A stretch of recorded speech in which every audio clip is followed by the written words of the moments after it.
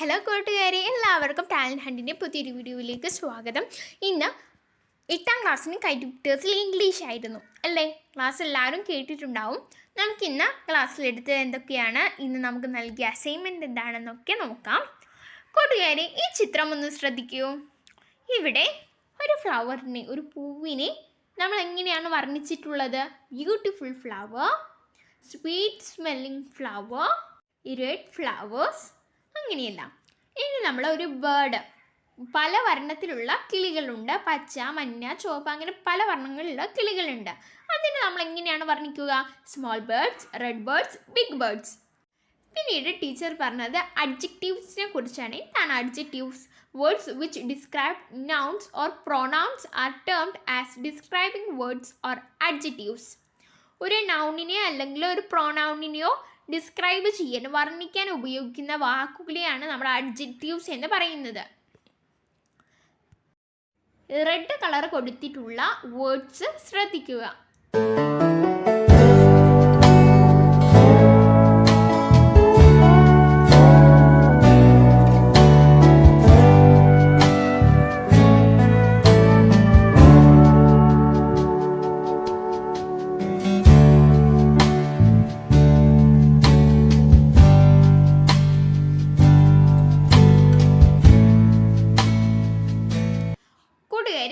ഇവിടെ റെഡ് കളറിൽ കൊടുത്തിട്ടുള്ള വേർഡ്സും ആ വേർഡ്സ് ഏത് നൗണിനെയാണ് ഡിസ്ക്രൈബ് ചെയ്തിട്ടുള്ളത് എന്നാണ് കൊടുത്തിട്ടുള്ളത്.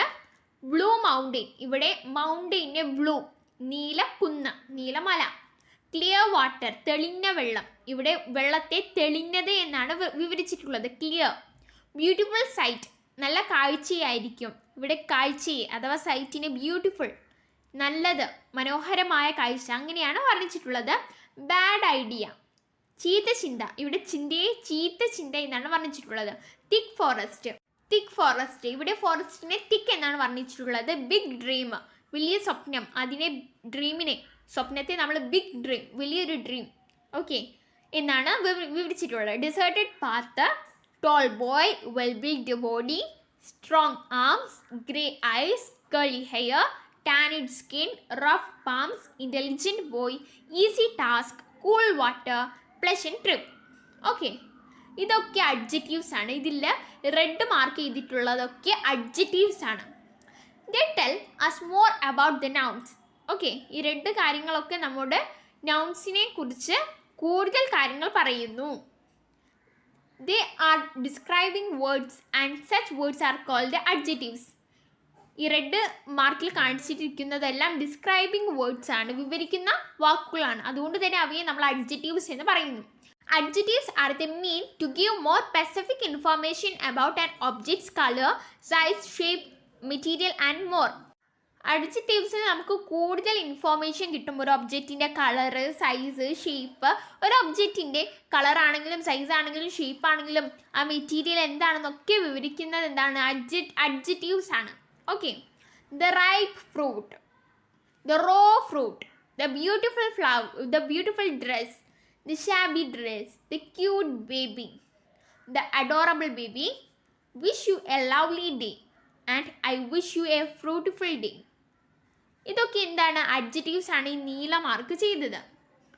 ഇനി നമുക്കൊരു ടാസ്ക് നൽകിയിട്ടുണ്ട്. എന്താണ് task? Construct A conversation between the boy and the would cutter. കൂട്ടുകാരെ, ഒരു കുട്ടിക്ക് നദി കാണാനുള്ള ആഗ്രഹം കൊണ്ട് അവൻ നദി കാണാനായി ഒരു യാത്ര തിരിക്കുകയാണ് അല്ലേ? വഴിയിൽ വെച്ച് അവൻ ഒരുപാട് പേരെ കാണുന്നുണ്ട്. ഒരു വില്ലേജ് ബോയ്, ഒരു ഗേള്, വുഡ് കട്ടർ, അങ്ങനെ നിരവധി പേരെ അവൻ കാണുന്നുണ്ട്. അതിൽ വുഡ് കട്ടറുമായുള്ള അവൻ്റെ സംഭാഷണം എഴുതാനാണ്, കൺസ്ട്രക്ട് ചെയ്യാനാണ് ഇവിടെ പറഞ്ഞിട്ടുള്ളത്. Hello uncle, I think you can help me, can't you? Sure son, what can I do for you? കുട്ടി ചോദിക്കുന്നത് എന്താണ്?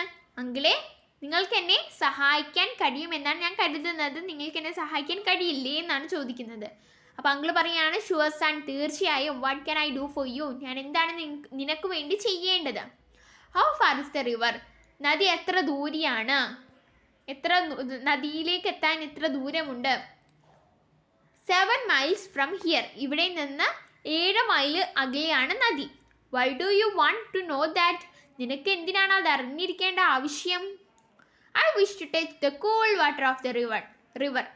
ആ നദിയിലെ നല്ല തെളിഞ്ഞ തണുത്ത ജലം തൊടുവാൻ എനിക്കൊരാഗ്രഹമുണ്ട്. Okay, സ്പർശിക്കാൻ എനിക്കൊരാഗ്രഹമുണ്ട്. The river is too far and the road is stony.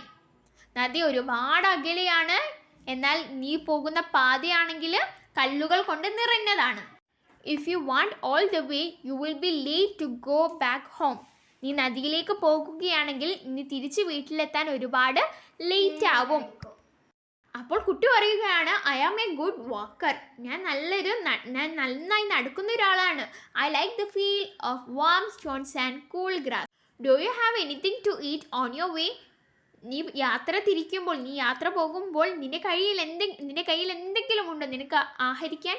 Yes, I have a loaf of bread with me. എൻ്റെ കയ്യിൽ റൊട്ടിയുടെ ഒരു കഷ്ണമുണ്ട്.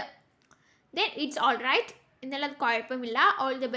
All the best for your trip. നിൻ്റെ യാത്രയ്ക്ക് എല്ലാവിധ ആശംസകളും നേരുന്നു. Thank you. Congrats, finish the first task successfully. കൂട്ടുകാരെ, നിങ്ങളെല്ലാവരും ആദ്യത്തെ ടാസ്ക് ചെയ്തു തീർത്തല്ലോ. ഓക്കെ, നമ്മുടെ രണ്ടാമത്തെ ടാസ്ക് ആണ് write the likely letter written by the boy to the village boy. പിന്നീട് ആ കുട്ടി കണ്ടത് ഒരു വില്ലേജ് ബോയ് ആണ് അല്ലേ. വില്ലേജ് ബോയും കുട്ടിയും തമ്മിലുള്ള ഒരു ലെറ്റർ എഴുതാനാണ് പറയുന്നത്. അപ്പോൾ ഇവിടെ ബോയ് ആണ് വില്ലേജ് ബോയ്ക്ക് ലെറ്റർ അയക്കുന്നത്. Akash, green hills, Mussoorie, 9th June 2020. Dear friend, it's my pleasure to write to you. I hope you are doing well. When I share my happiness with you, I feel I am blessed. A friend like you is a gift of God. I am writing about my trip to the river. I was very much thrilled to set out to the river. I was all alone. I was more thrilled when I got your company. The moments that we spent together still throb my heart.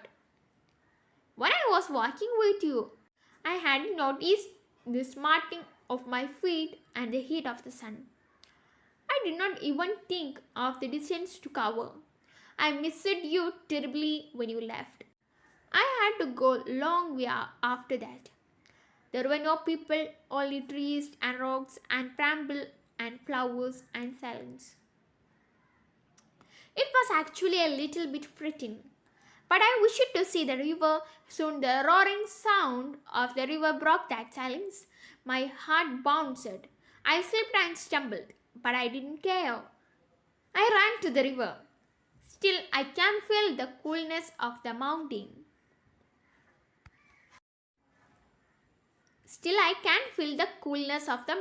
River. In my next trip to the river, will you accompany with me?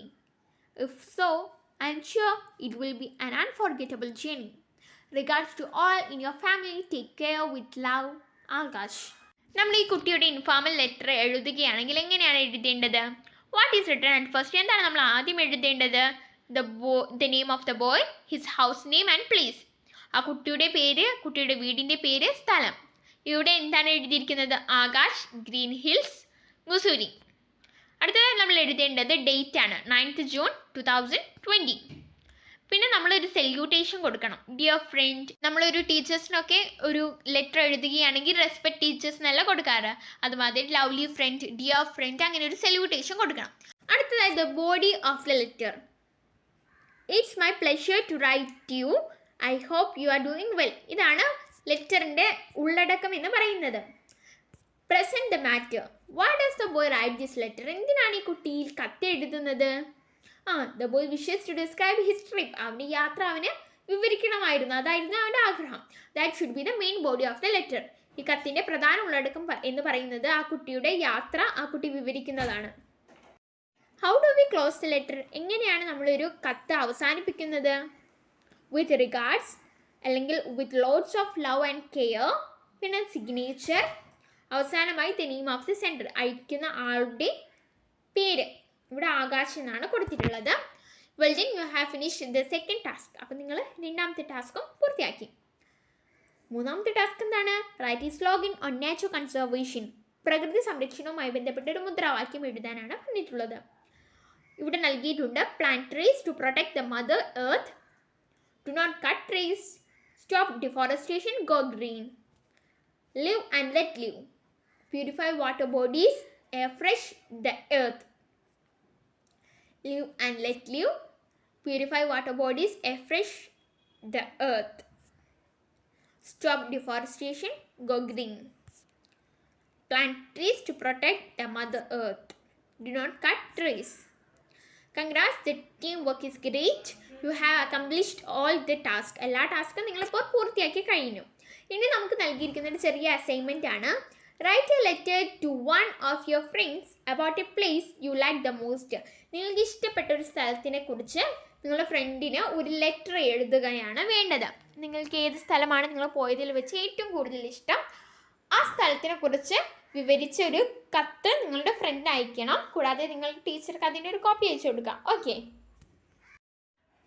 ഞാനിവിടെ ഒരു letter തയ്യാറാക്കിയിട്ടുണ്ട്. പക്ഷേ നിങ്ങൾ ചെയ്യേണ്ടത് നിങ്ങൾക്ക് പോയതിൽ വെച്ച് ഏറ്റവും ഇഷ്ടപ്പെട്ട സ്ഥലത്തിനെ കുറിച്ച് വിവരിച്ച ഒരു ലെറ്റർ നിങ്ങളുടെ ഫ്രണ്ടിന് അയക്കുക എന്നതാണ്. നമുക്ക് നോക്കാം. Christo, Mumbai, October 3, 2020. Dear Sam, I hope the letter finds you in a healthy spirit. In this letter, I have shared my valuable experience of visiting a sea beach for a cleanup program. On World Tourism Day, a beach cleanup program was arranged by our school. We, a group of 40 students along with our teachers, arrived on Marina Drive beach early in the morning. We were there to educate the public about the importance of keeping the coast clean. The most common type of garbage we found include food wrappers, plastic straws and bottles, cigarette butts, and etc. We segregated plastic waste from paper waste. One of the main agendas of the program was to encourage local people to reduce the usage of single-use plastics. Being inspired, many people came forward to join hands. Our school has decided to carry this program everywhere. Encourage others to keep water bodies clean and try your bit of spread awareness about the importance of keeping water bodies free from garbage. Hope to meet you soon. Yours sincerely, Christo.